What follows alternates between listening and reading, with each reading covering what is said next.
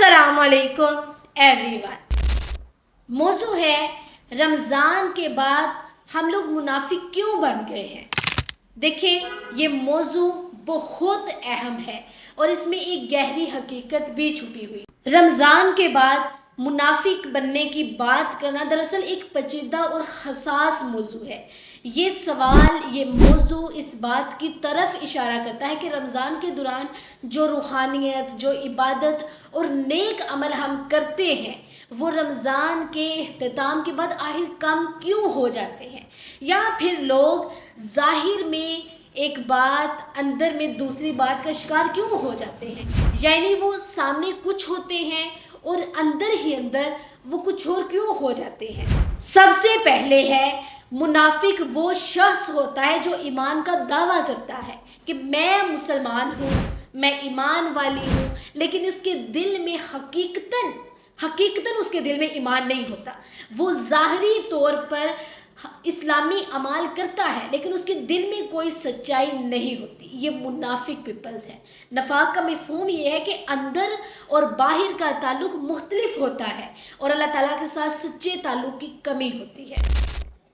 तो ये है मुनाफिक जो कहते हैं मैं मोमिन हूँ, मैं मुसलमान हूँ, मैं कुछ भी कर सकती हूँ, लेकिन उनका दिल उनकी ज़ुबान की तरह नहीं बोलता।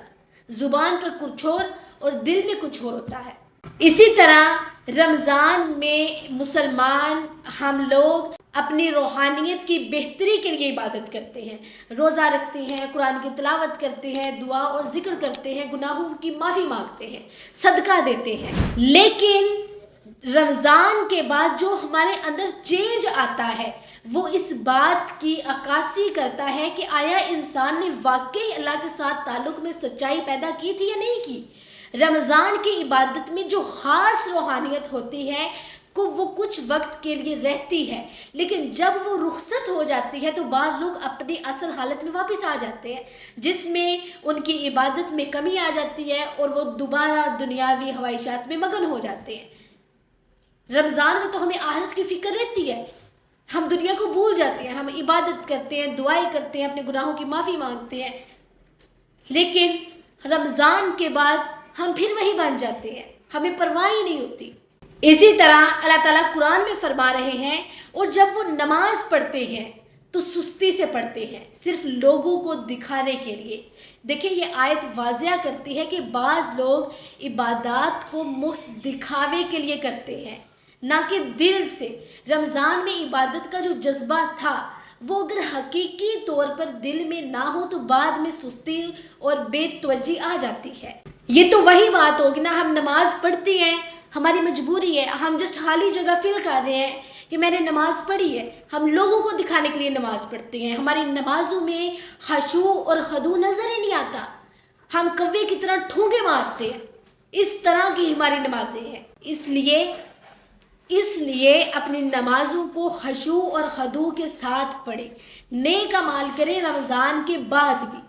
देखिए, रमज़ान में नेक अमलों का तसलसल होता है, जैसे रोज़ा रखना, कुरान पढ़ना, सदका देना, लेकिन रमज़ान के बाद इन अमाल में कमी आ जाती है और ये तब्दीली इस बात की तरफ इशारा करती है कि ये अमल सिर्फ़ एक महसूस वक्त के लिए थे शायद, ना कि किसी सच्चे ताल्लुक़ की वजह से।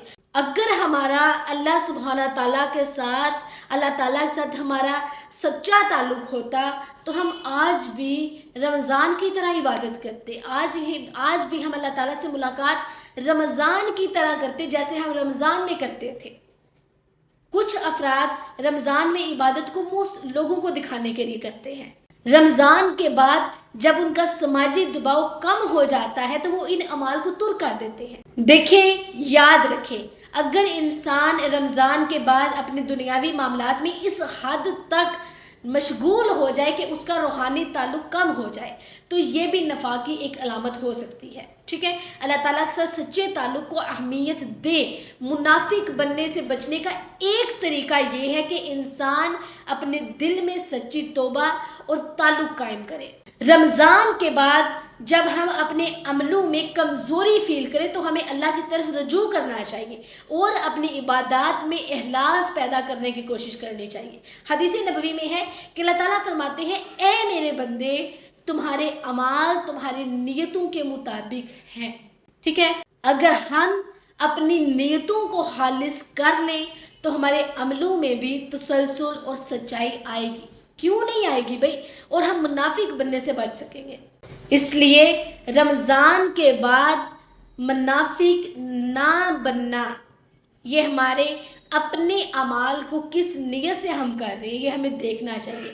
اگر ہماری عبادات اور اچھے کام صرف رمضان کے لیے تھے تو ہم اپنے تعلقات میں سچائی اور استقامت پیدا نہیں کر پائیں گے. لیکن اگر ہمارا مقصد اللہ تعالیٰ کی رضا اور اس کے ساتھ تعلق میں پختگی ہے تو ہم رمضان کے بعد بھی ایک سچے مسلمان کے طور پر اپنی زندگی گزار سکتے ہیں. ٹھیک ہے جی, مجھے اجازت دیجیے, انشاءاللہ پھر ملاقات ہوگی. اللہ حافظ.